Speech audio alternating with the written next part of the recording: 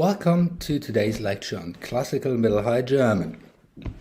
I'd like to start today's lecture by proactively clearing up any potential misunderstanding on language periodization. The 1170s did not mark a turning point in the history of German language and literature. There was no substantial change in the way that written material was transmitted. Interest in the types of text discussed in the last session was by no means waning, nor did the text that will be discussed shortly become part of the written tradition in a completely unexpected and unintended way. Religious literature continued to be copied, while around the middle of the 12th century, the first stanzas of Minnesang appeared in the southeast of the German-speaking area. There was not even any real systematic change in the language that would justify division at this time. Nevertheless, it is possible to observe certain systematic shifts in the way that language was used, for example in the area of rhyming. Around 1150, when der von Kürnberg produced some of the earliest known stanzas of Middle High German Minnesang, impure rhymes were apparently still permissible. Ich zog mir einen Falken, mehre dann ein Jahr, do ich ihn gezammete, als ich ihn wollte, Hahn. Bitte ihn, dass mir hold sie, als hier bevor, was? Und man ihn, was wir retteten, durch ihn zu jungest, Sach. About half a century later, Hartmann von Aue, one of the best-known producers of classical Middle High German, uses only pure rhymes. Ihren schadet der Winter noch erfrummt, an ihr Schöne nicht ein Haar, sine Stege laubet durch das Jahr. Was möcht ihr nur gewähren, wann das der Weg so ferre was, dass sie so lange genass? This observation offers a first indication that the change that took place in a part of the German text tradition in the 1170s was one of formal and stylistic ideals. Some contemporaries viewed this change positively. A famous passage from the so-called literary excursus in Gottfried's Tristan, written around 1210, is particularly significant in this regard. In this passage, Gottfried praises his fellow epic writer, Hartmann von Aue. Hartmann der Auwäre, ahi, wie der Dymäre beide Usen und innen mit Worten und mit Sinnen durchfärbet und durchzieret, wie mit Rede figieret der Aventüre meine, wie Luther und wie Reine, sine kristallinen Worte lien beide sind und jemmer müssen sien. Gottfried proves to be a connoisseur of ancient school rhetoric, the Latin terminology of which he renders in German. The first attempt of this kind since Notkoff St. Gallen that in 1022. Thus, the formulation Hartmann Dymäre durchfärbet, embellishes his story, refers to the ornaments of style in rhetorical composition, colores rhetorici. The binomial pair mit Worten und mit Sinnen also reflects the distinction, familiar from ancient rhetoric, between figura verborum, processes of external embellishment relating to the linguistic surface, and figura sententiarum, processes for shaping the content. When Hartmann's kristallinen Wortelin is mentioned, we can discern the classic stylistic ideal of perspicuitas or transparency. When it is said immediately afterwards that these Luther und Reine beide sind und jemmer müssen sehen, Gottfried speaks of the timeless aesthetic value that Hartmann's poetry deserves. In this respect, shortly after 1200, there was indeed an awareness of the timeless quality of literary intellect that was comparable to ancient models. If, based on such isolated evidence, however, the entire period between 1170 and 1250 is described in literary historiography as Staufian classicism or courtly classicism, and then the corresponding language period as classical Middle High German, this reveals more about the anachronistic endeavors of 19th century philology to measure medieval language and literature by the yardstick of Goethe and Schiller. The epochal designation Staufian classic is only justified insofar as there is a period in which the tradition of classical Middle High German overlaps with a section of the Staufer period of rule. Only very few of the staffers were known to be patrons of vernacular literature, the likeliest being the final ruler of the dynasty, King Conrad IV. We are much better informed about the literary engagement of other ruling families. But that brings us to a crucial point.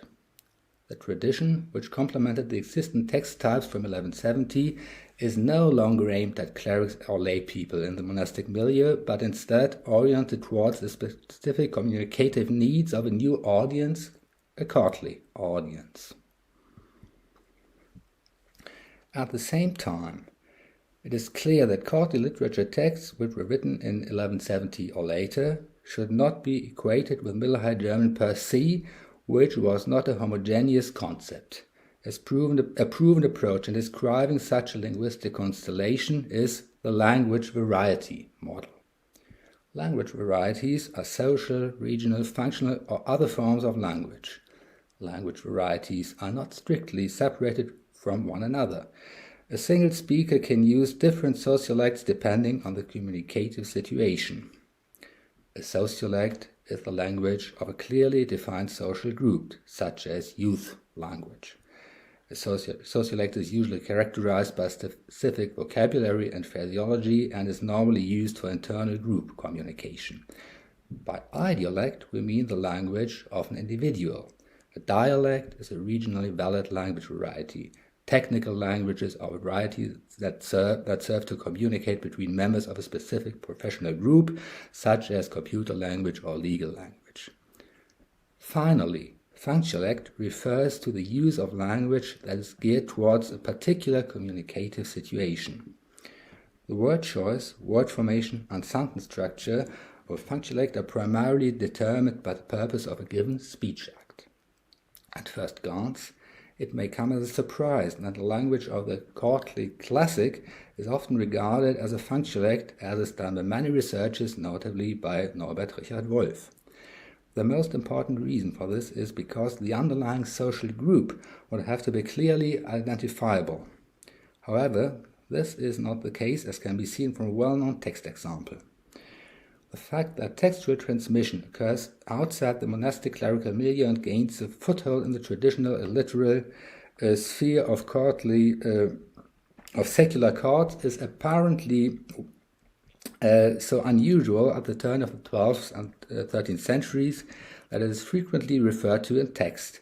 The prologue to Hartmann's Der arme Heinrich emphasizes that the text is written by ein Ritter, a knight, who so gelehret was, dass an den Buchen las, was daran geschrieben fand, who was so learned that he was able to understand whatever he found written in books.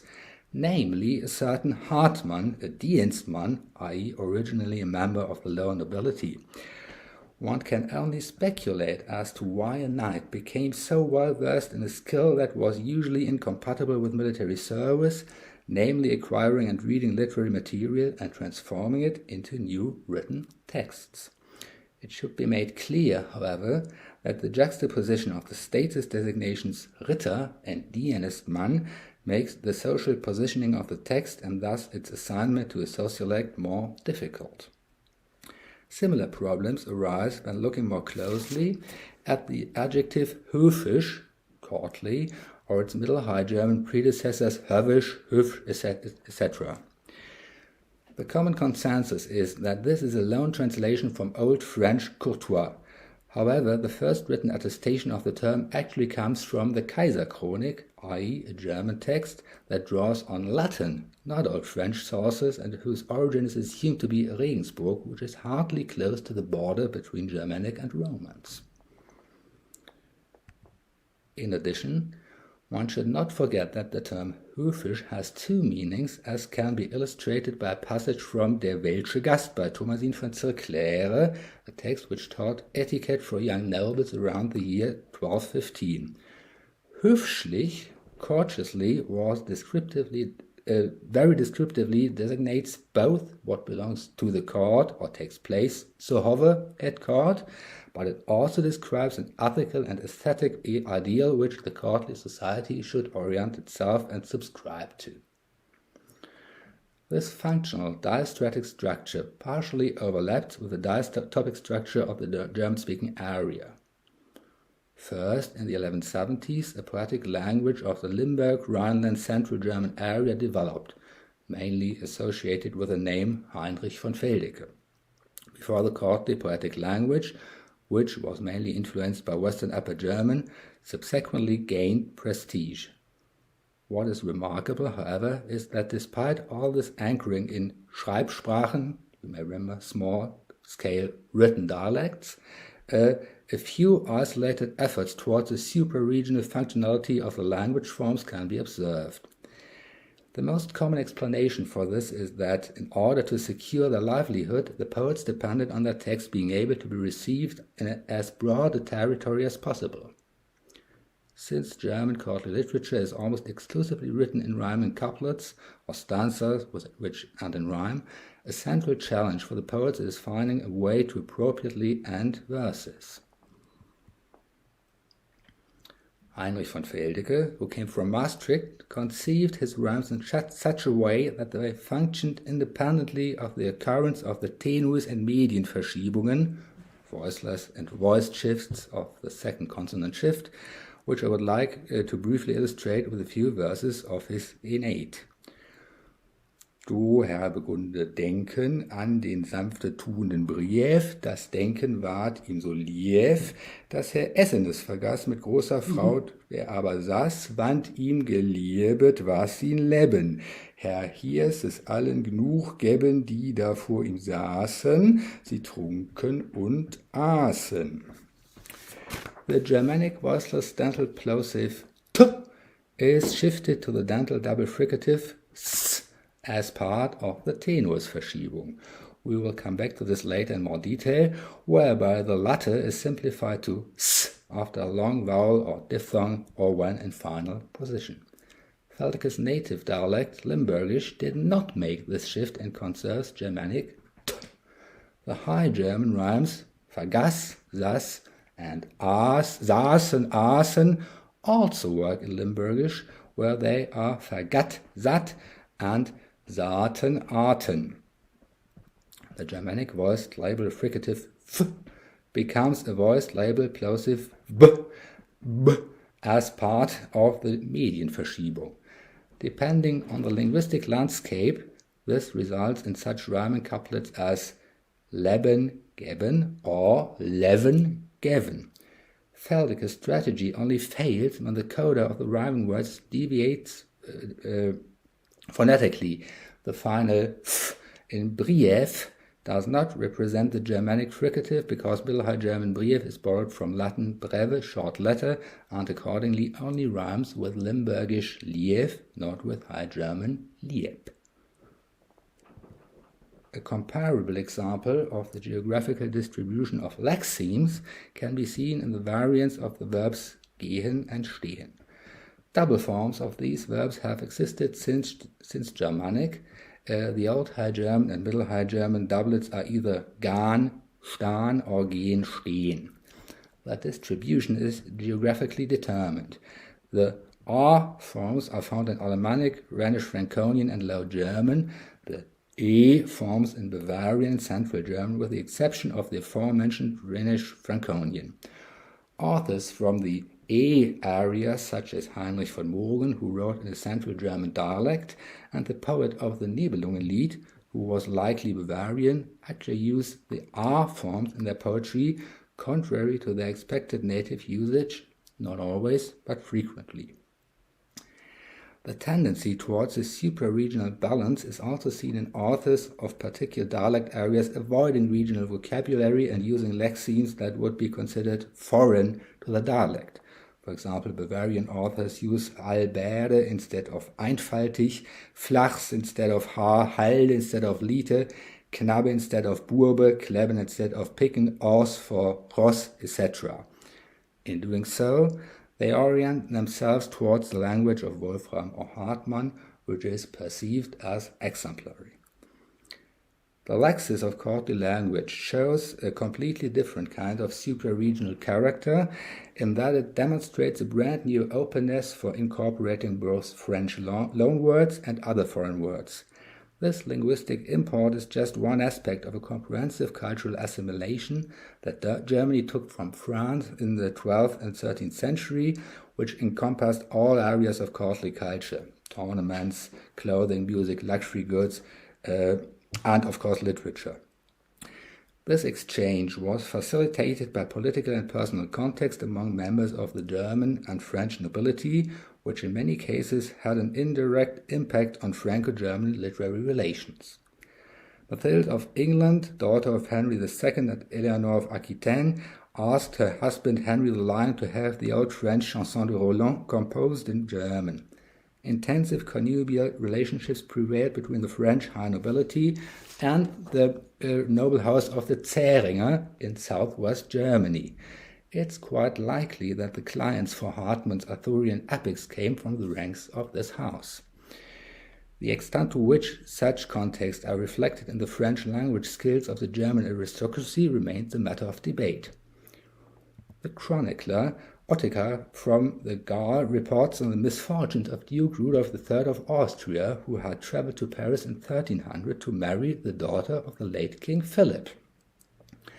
Man liehe ihn auch sehen, die musste jehen, sie trüg sein Herz bei ihr, das war was nach seiner Gier. Jedoch ein Ding ihn betaubt, wenn ihm ward erlaubt, zu ihr sitzen gahn, dass nicht mocht verstahn de reines ihrer Wort. Evidence of the presence of French at medieval German courts is often limited to reports of reading aloud from French books. In a well-known passage from Hartmann's Ivan, the titular hero meets the family of the Lord of Castle Maladventure. The Lord's daughter catches Ivans eye. Und vor ihn beiden saß ein Magd, die viel wohl ist mir gesagt, Weltschlesenkunde, die kurzte in die Stunde. Two aspects of this passage are of particular interest. On the one hand, this shows once again that, in the course of the history of the German language and its literature, women are the driving forces of cultural innovation within the courtly sphere. On the other hand, the functional change in courtly tradition compared to the religious text types of early Middle High German is once again explicitly clear here. It is about entertainment, not about edification or salvation. Finally, courtly epic poets also commented on their own knowledge of French. The narrator of Wilhelm, who we can probably identify as Wolfram, expresses himself in the following way. Herbergen ist Logieren genannt, so viel han ich der Sprach erkannt, ein ungeführget Champerneis, kund viel bess Franzeis dann ich's, wie ich Franzoas spreche. While older scholars read the passage either as a topos of modesty or as an ironic admission of a lack of knowledge of French, there is some evidence that an expression of a special poetic self-confidence is more likely what is being stated here, as Wolfram uses the Champagne dialect as a metric for comparison, as it was considered by contemporaries to be the best form of French. But let us now move away from the discussion of metalinguistic testimonies and switch our focus from producer to recipient.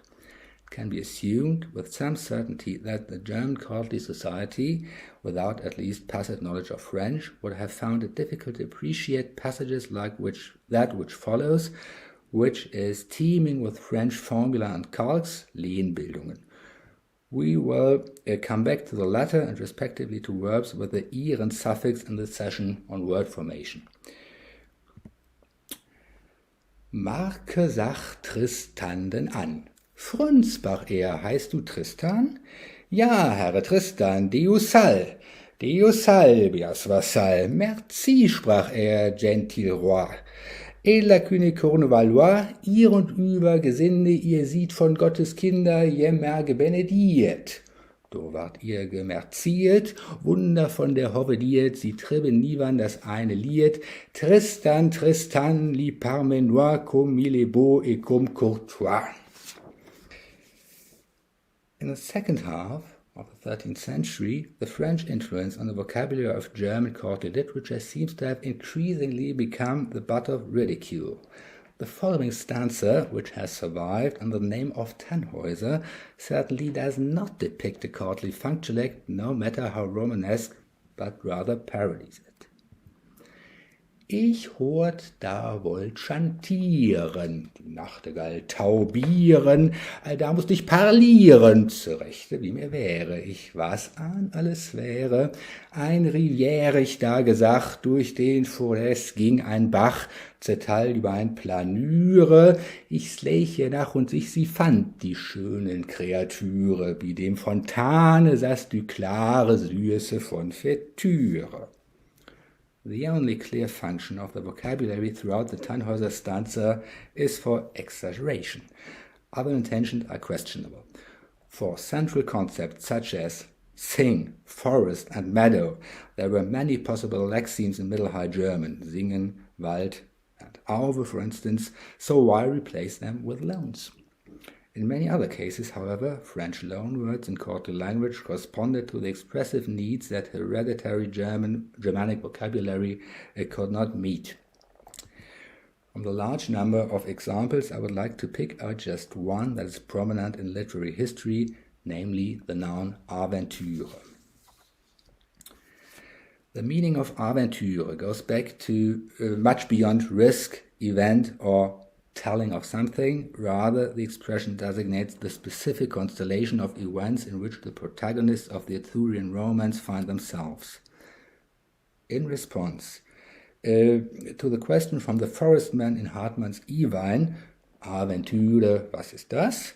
Kalogland replies that the concept conveys, dass ich suchende riete, einen Mann, der mit mir striete, der gewaffnet sie als ich, I write searching for a man to fight with me as armed as I am, and subsequently describes this procedure as a Waage. Within the courtly functionalect, Aventure thus denotes a risky ride into the unknown in search of an equal opponent. Contexts like the dialogue between Kalogrian and the forestman are particularly meaningful for historical lexicography because the source itself provides very precise information on a specific use of Middle High German Aventure. Such examples are referred to as sprechende Belege, self-explanatory testaments in lexicography.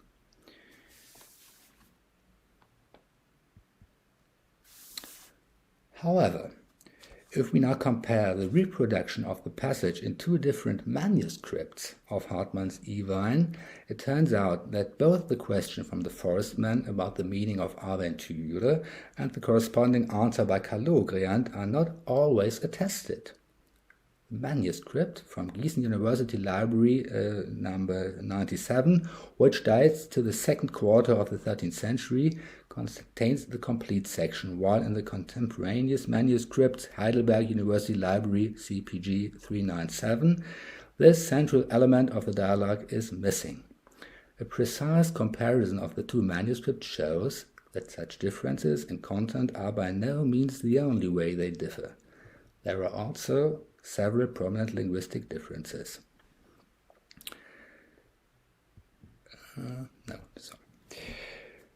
We'll start with orthography. While the Gießen manuscript uses the letter V both for the labiodental fricative V and for the vowel U, CPG 397 writes the vowel almost exclusively with the letter U.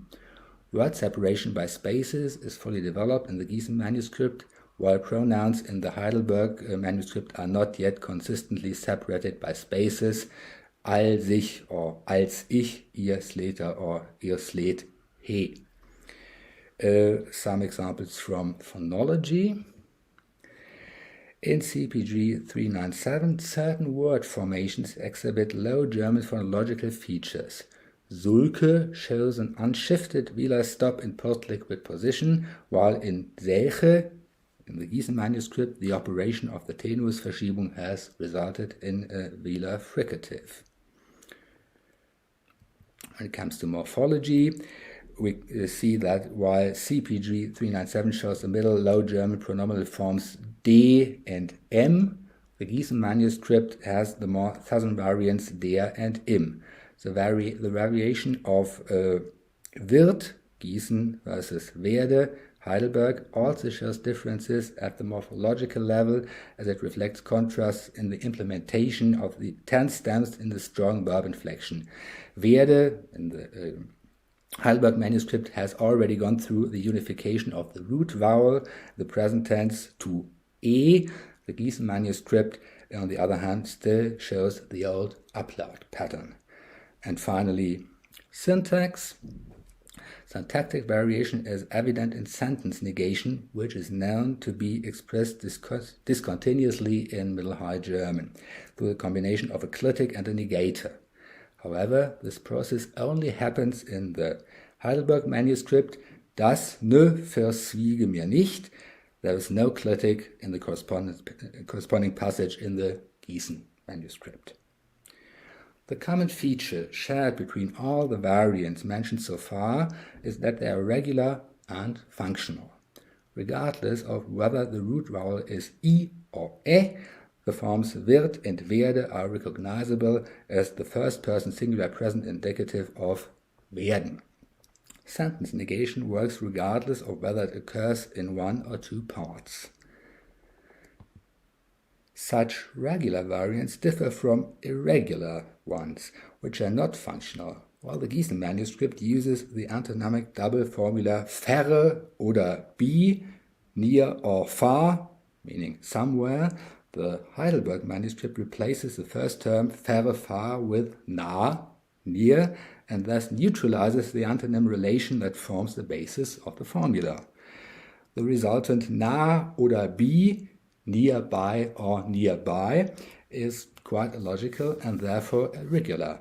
Correspondingly, the expression nah oder bi is only found once in the entirety of Middle High German tradition, which is right here. This is an additional indication of its irregularity, of course. It is problematic when handwritten variants are recorded as errors, not because they are illogical, dysfunctional, and unique, but because they deviate from the normalized linguistic form of Middle High German text editions. What does this mean? So-called normalized Middle High German, or Normal Mittelhochdeutsch, is not a pure fiction, but is based on the language of certain textual witnesses, which are considered to be particularly close to the author. One of them is the Gießen-Iwan manuscript 97. If we now compare this version of the dialogue between Kalogreant and the Forestman with the text of the critical edition by Ludwig Wolf, only superficial deviations become apparent, mostly in the orthography. The edition does not differentiate between long and short S letters. It resolves abbreviations such as und tacitly, and it introduces modern punctuation rules as well as the marking of long vowels with circumflexes. From a literary and/or didactic point of view, there are good reasons for such interventions. From a linguistic point of view, however, it is important to avoid two fallacies. First, confusing handwritten tradition with editorial intervention. It would be absurd to examine the punctuation in Hartmann's Iwan on the basis of the editorial text, which in this instance follows the orthographic norm of the 20th century. The basis of an examination of punctuation in the 13th century would have to be the punctuation system of the Gießen manuscript, which differs fundamentally from the modern language. And secondly, interpreting the variants of a bad manuscript is a mistake. Interpreting the variants of bad manuscripts as mistakes. The fact that Wolf's edition is based on the linguistic form of the Gießen manuscript, apart from small graphic details and the rather astonishing fact that it rejects the correct reading verre oder bi, is due to its supposed quality. To the 19th century textual philologists, the quality of the textual witness is measured by its proximity to the original. At first glance, this seems logical, since one can assume that the version for which the author is responsible, the original, most reliably represents the language originally intended. We've already seen that the handwritten tradition is reliant on copying.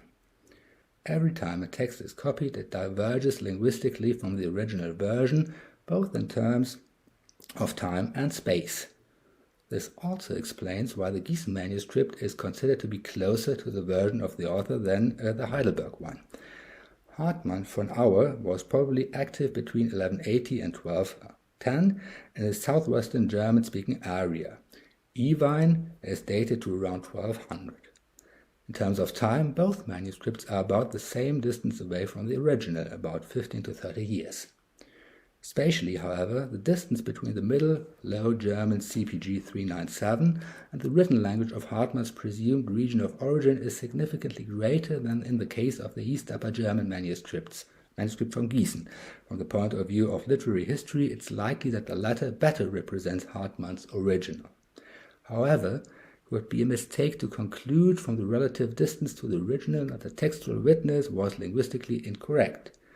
We have to abandon the idea of measuring all text witnesses of Hartmann's Ewine against the yardstick of a lost original. If, on the other hand, CPG 397 is viewed as linguistic evidence of the Central Low German Functionalect of the second quarter of the 13th century, the manuscript then represents a fully fledged source for the history of the language of its own accord. On the basis of these observations, a contrastive sociolinguistic analysis of normalized Middle High German would have to ask why the edited texts are less tolerant to violating certain rules and conventions than the handwritten tradition is. The explanation for such deviations lies in the historical and linguistic context of the text editions. These all come from the 19th to 21st centuries, i.e. a time when German had achieved the status of standard language. A standard language is, as you will certainly remember, a privileged variety that has binding linguistic norms in both the written and the spoken language and institutions to enforce them. Before a language can become a standard language, it usually has to have reached the level of development of a Schriftsprache, a written standard language. In contrast to standard languages, Schriftsprachen only have a number of binding linguistic norms and institutions. Middle High German was a language that was neither uniformly written nor spoken, but consisted of various Schreibsprachen with different spatial and functional varieties. The differences between the Middle High German of the text editions and the Middle High German of the manuscripts can be explained by the interplay of two linguistic and sociological factors. Firstly, modern users of the editions approach them with expectations shaped by the understanding of standard language. Secondly, the pre-modern users' approach is shaped by Schreibsprachen. The main difference between these two expectations is the tolerance of text producers and recipients towards linguistic variance, which conversely does not mean that modern writing knows no deviations and that medieval writing is completely irregular. After looking at the spectrum of variation tolerance using the example of the Ewine passage, we now need to ask which instances of linguistic regularity can be proven for the transmission of classical Middle High German. Since the beginning of the 13th century, there have been shifts in Schriftkultur, writing culture. Its institutions have changed from monastic scriptoria to offices of city clerks, and its agents have changed from the clergy to laymen. However, a central link between the vernacular and the overarching Latin writing culture remains untouched. The producers of vernacular text continue to learn their trade from Latin and thus participate in a tradition of linguistic standardization that was primarily associated with the writings of Priscian in the 13th century. Because of its orality, we know next to nothing about its specific impact on writing lessons. A very general reflex of linguistic regularity is formed solely by statements from text producers who are concerned about harmful recipient interference, from which it can be concluded that they evaluate linguistic invariance as positively. One vernacular example, among others, would be the epilogue to Konrad von Fußesboden, Childhood of Jesus, where in manuscript B, written around 1300, anyone who es Bass oder anders sprechet und setze sinus bell dazu is warned against jeopardizes his reputation. Wann entehrt selbe sich. Of course, such metalinguistic and pragmatic utterances are not situated in a vacuum, but are reflected in the tradition by the fact that even in less splendidly laid out Middle High German manuscripts, such as the Munich Participle Codex I, evidence can often be found of elaborate correction procedures. For the sake of clarity, let's take a look at the corrections that the so-called textant, i.e. the scribe of the manuscript itself, made during or immediately after the end of the writing process. How did he go about it? The first and most profound correction must have been made during the copying process. Immediately after entering wann der, the scribe should have noticed that he had gone a line too high in the template, which would have led to a repetition of the pronominal subject er. So he crossed out the passage he had mistakenly recopied and entered the correct one on a new line. The other two corrections relate more to smaller orthographic matters and were probably carried out while fine-tuning the script at the end of the working day or after the copying process was finished. Beyond the detailed observations, this and countless comparable cases illustrate the unsurprising finding that vernacular writing in the 13th century was the subject of linguistic regularization on several levels. In the more recent discussion of medieval research, however, the focus has been less on the regularity and invariance of the vernacular tradition and more on its variance. Quote, "Medieval variance does not produce variance, it is variant," is the often reproduced dictum of the French linguist Bernard Sacchellini. In fact, that what has just been said about should be remembered. Despite corresponding metalinguistic utterances and careful corrections, a simple desire for regularity does not automatically lead to a norm. The best proof is provided by Conrad's epilogue, this time in the version of manuscript C, where the call for invariance recurs in varied form and is specified in terms of the conditions of Schriftkultur. The term Buch from the Vienna manuscript has become a Latin model in C. The modality of the intervention is no longer sprechen, but dichten, which means here composition. Incidentally, difficulties in enforcing linguistic regularity are not a privilege of the vernacular, right down to the level of orthography. Training as a scribe ensures comparative stability in the production of Latin writing. Peripheral areas in which variant spats are also omnipresent in Latin, even if they are mostly limited in contrast to vernacular. In a bilingual parallel charter dated March 20th, 1289 from central Bavaria, certain elements of the orthography vary in the Latin text, classical TI versus medieval CI, while in the German text the variance influences the phonography as well as the morphology. Chronologically, however, this source brings us to the end of the 13th century, in the middle of a late Middle High German period, which we will deal with in detail in the next lecture. Thank you very much.